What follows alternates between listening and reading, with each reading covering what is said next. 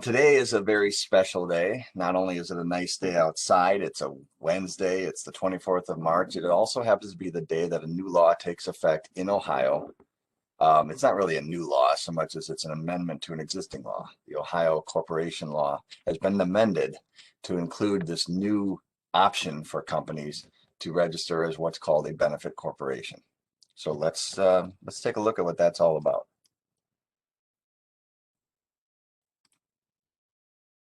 So as you all know, as consumers, we go out, we shop, we interact with companies, big ones, brands, every single day. We spend our money on them. We also help them as a result of that to grow and to thrive by spending our money on their products. It's also more and more common, I think you've probably seen this yourselves, that the companies have begun promoting not only their products and their brand, but their good deeds. And, as an example, we're probably all aware of Ben and Jerry's, right? They've sort of built their reputation and their brand identity around this idea that they are in it for social causes as much as for really good and a wide range of ice creams. Many companies actually make social responsibility an actual feature of their business mission. And when businesses provide money, resources, or otherwise put their name and their goodwill behind these social causes, there's a potential for conflict. So on the one hand, big business means big money, big influence. Many people think that they should be used for the greater good. But at the same time, the for-profit corporation has financial goals. They have obligations to their shareholders to further their financial interests. And so some people think that a company may have gone too far in pursuing missions other than profit, while other people think they haven't gone far enough.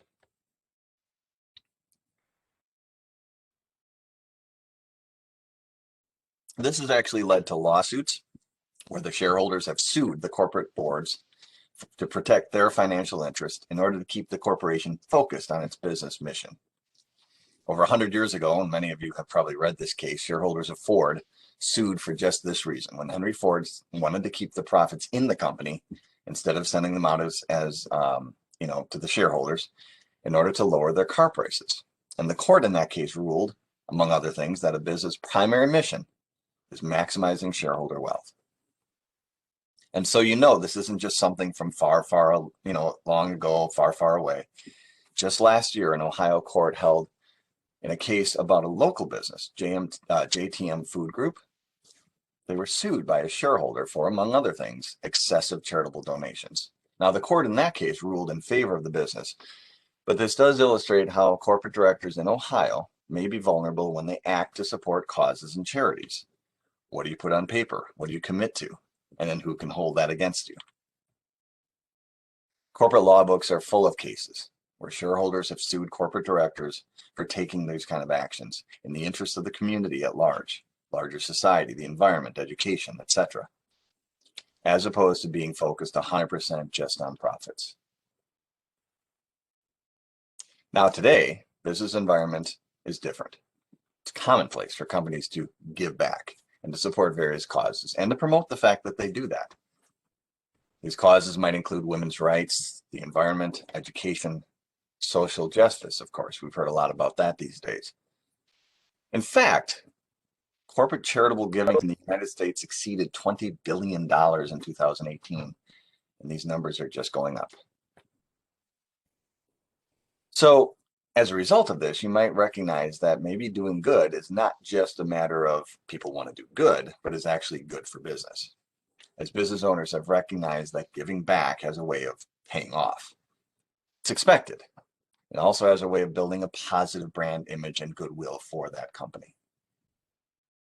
So perhaps that's ultimately the real story here behind corporate giving. More and more businesses are realizing that pursuing goals beyond just profits directly can actually help lead to profits indirectly. And at the very least, supporting social causes can support a positive brand image, which we've talked about. And that in turn can build brand loyalty. This can mean more loyal workers. People want to work for companies like this. It can mean stronger relationships, not only with those employees, but with customers, suppliers, even the government. And that ultimately leads to more productive, more profitable business. And because of the sheer size and importance of business, and because corporate pockets can be deep, The government is getting behind this. They've been passing legislation to encourage business contributions and corporate social responsibility efforts all across the country. And because the government is behind this, they've had to come up with ways to support this. And one of the ways they're doing this is through the establishment of something called the benefit corporation, sometimes called the B Corp. So we have S Corps, we have C Corps, now we have B Corp. And the B Corp, sometimes called a public benefit corporation in different states, is a variation on the corporation as a legal form of business entity. And specifically, the B Corp takes its place right alongside the C Corp as a type of for-profit corporation. The single difference, and the primary difference, is that a B Corp includes beneficial purposes along with its traditional profit-oriented purposes in the Articles of Incorporation. And it's really that simple. So what are beneficial purposes? Well, the company now has a legal basis for setting its sights on more than just profits. As I mentioned, they can pursue social good for supporting artistic, charitable, cultural, environmental, and other missions. In fact, all of the things listed on the screen right now actually are in and stated specifically and explicitly in the Ohio law. It's very popular as well, this benefit corporation concept. It's been described as the most widely adopted innovation in state corporate law in the last 20 years. More than 40 states now offer the benefit corporation as an option in registering a corporation in that state. And now it's available in Ohio. State legislature passed Ohio Senate Bill 21 back in December, amending the Ohio corporation law to establish the benefit corporation as an option for businesses incorporating in Ohio, which takes effect today. The bill was originally introduced in the Senate by Matt Dolan, who explained that the addition of the benefit corporation in Ohio would encourage charitable, environmental, and cultural efforts, while also making the state more attractive to businesses. So part of the rationale behind the passing of this law, or this amendment in Ohio, is perhaps you can say a little bit of catch-up, because as I mentioned, there's 40 states that have it, which means that at least 39 had it before Ohio did. And Ohio wants to play alongside those other states, and even whether or not you think it's a good idea, the fact is that companies want it, and so that's part of the motivation for giving it to them. So why would you want it as a company? Why would you want to register as a benefit corporation? Well, as we've seen, there are numerous reasons why pursuing social causes might be good for business, and the benefit corporation makes that more formalized. The law in Ohio specifically protects directors from liability for pursuing these other goals. This is about 100 years too late for Henry Ford, but it can help business people in Ohio starting today. And in fact, the business itself, the directors, the major shareholders, if they're 25% owners, for example, can sue derivatively on behalf of the company for the company's failure to comply with those beneficial purposes once it's established those and has registered as a B corporation. But at the same time, the corporation is not liable for monetary damages. Beneficiaries have no, and beneficiaries, it's important to point out, don't have standing to sue under this law. So in other words, other stakeholders in the company, whether it's majority shareholders or other directors, can sue for enforcement to ensure performance to meet the beneficial purposes that are laid out in the Articles of Incorporation. Perhaps the best reason for registering as a benefit corporation is simply that it gives the company another marketing asset. That's the ability to wear this sort of badge as a benefit corporation, communicating to the public and to its consumers that this company cares about more than just profits, has other important goals, whatever those might be. So it's also important to understand not only what a B Corp is, but also what a benefit corporation is not. So for example, while the benefit corporation does have goals other than profit, that is not the same as a nonprofit corporation. The benefit corporation is a for-profit corporation form. It happens to be one that elects to also have beneficial purposes, again, alongside its profit-oriented goals.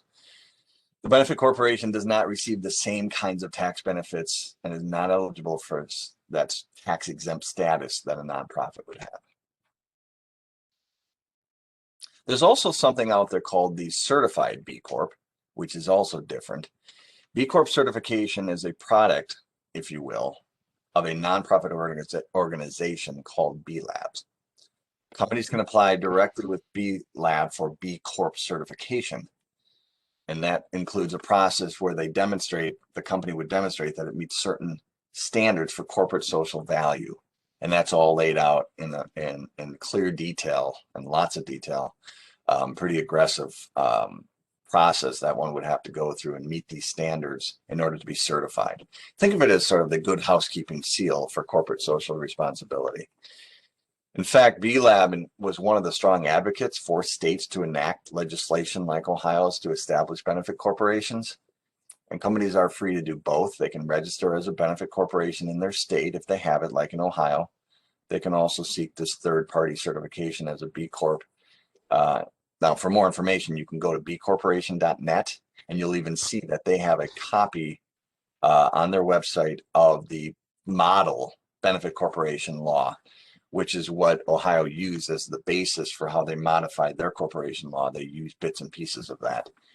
But it is important to also recognize that there are bits and pieces of that model law that they chose not to use. And I mentioned earlier that a corporate director or a majority shareholder has standing to sue for performance. But again, the beneficiary cannot sue. And some of that is a little bit different in the model law. And I think the most significant difference is that really all it takes for a company to be a B Corp is registering as a B Corp. And that includes existing companies who choose to amend their articles of incorporation, file an amendment with the state of Ohio's Secretary of State by simply modifying their articles of incorporation. As I mentioned, other states do require some level of reporting under this sort of umbrella of benefits. So they have to report their financial performance. In those other states, they would have to also report on their sort of benefit performance, if you will. But having said all of that, and I guess I was kind of hinting at this, that registration is really easy. It just takes registering, changing your articles of incorporation, and registering with the Ohio Secretary of State on the Ohio SOS.gov website. And that's really all I have to say about it at the moment.